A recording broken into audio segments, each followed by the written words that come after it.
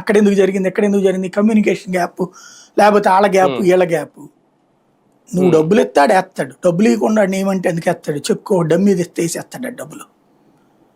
వేసిన తర్వాత వాడు వేయలేదంటే వాడికి తప్పు అవుతుంది. ఎందుకు చేయలేదా అని అడిగారా పోని ఆ డిపార్ట్మెంట్ని, లేదే. కాబట్టి అక్కడ డ్రామటైజ్ నడుస్తోంది.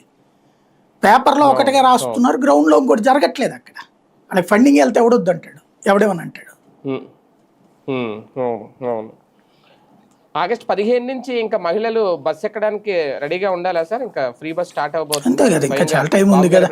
పల్లె వెలుగు బస్సులకి కదా ఇక్కడికి అక్కడికి తేడా ఉంటుంది. పల్లె వెలుగు బస్సుల వరకే అయితే అందులో ఇంకా స్పష్టత రావాల్సింది ఏంటంటే, ఏ జిల్లా మహిళలు ఆ జిల్లా వరకే అప్పట్లో వీళ్ళు మాట్లాడిన పాయింట్. పల్లె వెలుగు అనేది పక్క జిల్లాలకు కూడా అనుమతి లేదు. అదైతే దానివల్ల పెద్ద ప్రయోజనం ఏమి ఉండదు.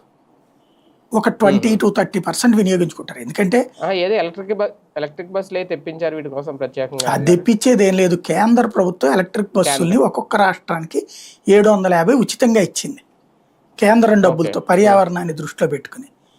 అట్లాగే ఆంధ్రాకి వచ్చే వాటిని దీనికి వాడాలని డిసైడ్ చేశారు. ఎందుకంటే తెలంగాణలో మొన్న వచ్చిన వాటిని అట్లాగే వాడుతున్నారు. ఈ ఆర్టీసీ లాస్ అయిపోతుంది అన్న ఉద్దేశంతో.